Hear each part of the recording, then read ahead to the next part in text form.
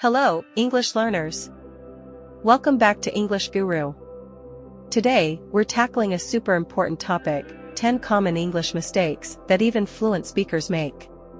Stay till the end, because I have a bonus tip that will make your English sound more natural and confident. Let's get started. Mistakes in English can trip anyone up, but one of the most common is mixing up your and your. Let's break it down. Your is a possessive adjective, meaning it shows ownership. For example, is this your book? It's all about what belongs to you. On the flip side, your is a contraction of you are. So if you say, you're going to love this, you're telling someone they will enjoy it. A quick tip. If you can replace your with you are in your sentence and it still makes sense, you've got it right. Remember, your is about possession, while your is about being. Keep these straight, and you'll sound much more polished in your writing. I can't tell you how many times I've seen people mix up their there and their. It's like a grammar Bermuda Triangle. Let's break it down.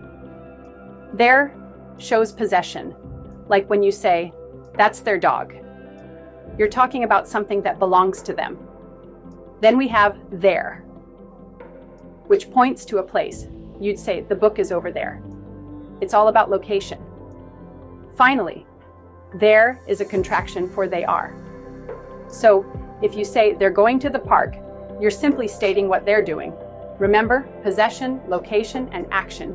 Keep them straight, and you'll never get lost in the grammar jungle again. Let's talk about one of the most common mistakes in English, it's versus its. They may sound the same, but they have very different meanings. Its is a contraction for it is, or it has. For example, you'd say, it's raining outside, or it's been a long day. On the other hand, it is a possessive pronoun, meaning something belongs to it, like, the cat licked its paw. A simple trick to remember, if you can replace it with it is in your sentence, then you should use its. If not, stick with its. Misusing these two can lead to. I used to get so confused about when to use me and I. It felt like a grammar minefield. Here's the scoop. I is a subject pronoun, which means it's doing the action. For example, I went to the store. But when you're the one receiving the action, it's me, like she gave the book to me. A common mistake is saying, me and my friend went to the movies. Nope. It should be my friend and I went to the movies. Always put the other person first. A quick tip, if you can remove the other person from the sentence, it helps. Would you say, me went to the movies? No way. So it's I. Remember, it's all about who's doing the action versus who's receiving it. Master this, and you'll sound like a pro. Affect and effect, two words that trip up even the best of us. Let's break it down. Affect is usually a verb meaning to influence something. For example, the weather can affect my mood. On the flip side, effect is a noun referring to the result of a change. So you might say, the effect of the weather on my mood is significant. A quick tip, if you're talking about an action, think affect. If you're discussing a result, think effect. And here's a memory trick. Remember that affect starts with an A for action, while effect starts with an E for end result. Next time you're writing or speaking, keep this in mind. Mastering these two can elevate your communication and help you avoid common mistakes. It's all about clarity, and once you get it, you'll impress everyone with your linguistic prowess.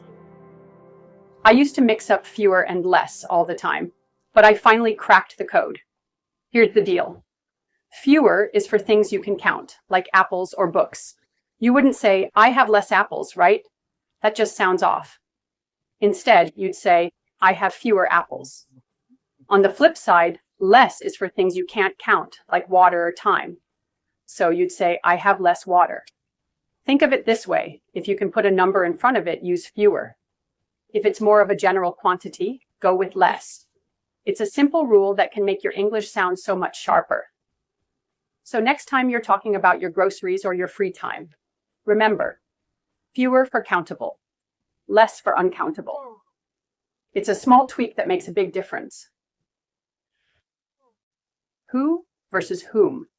It's a classic English conundrum that trips up even the best of us. So let's break it down. Who is the subject of a sentence, the one doing the action. For example, who is going to the party? You're asking about the person taking action. Now, whom is a bit more formal and is used as the object of a verb or preposition. Think of it this way. If you can replace it with him or them, you're safe to use whom. For instance, to whom should I address the letter? Here you could say to him, so whom fits perfectly. A quick tip. If you're ever in doubt, just rephrase the sentence in your head. If it sounds awkward with him, then whom is likely the right choice. Remember, it's all about the role each word plays in the sentence. So next time you're writing or speaking, keep this in mind and you'll sound like a pro. I used to mix up lose and loose all the time and it drove me crazy. So here's the scoop. Lose is all about not winning or misplacing something. Think of it like losing a game or losing your keys, definite and final. On the flip side, loose describes something that isn't tight or is free, like your pants might be loose if you've lost weight. A quick trick? Remember that lose has one O and is linked to the idea of losing something, while loose has two O's and relates to something being free or not secure. So next time you're about to type, I'm going to loose my phone. Stop! You're really going to lose it. Get it right and you'll sound way more polished. I've noticed a common mistake that trips up even the best of us. The confusion between could've and could have. It's like a little gremlin sneaks into our sentences. The truth is, could've doesn't exist in standard English. What we really mean is could have. Think about it. When we say, I could have gone to the party, we're expressing a missed opportunity. Could've sounds like a lazy shortcut, but it's just incorrect. The mix-up often happens because of how we speak. When we say could've quickly, it can sound like could've. But remember, have is the key word here. So next time you're writing or speaking, keep it sharp. Could have is the way to go. It's a small change that makes a big difference in sounding polished and clear.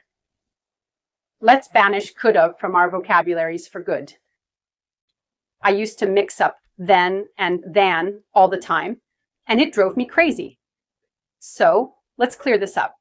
Then is all about time. Think of it as a sequence. First this happens, then that happens.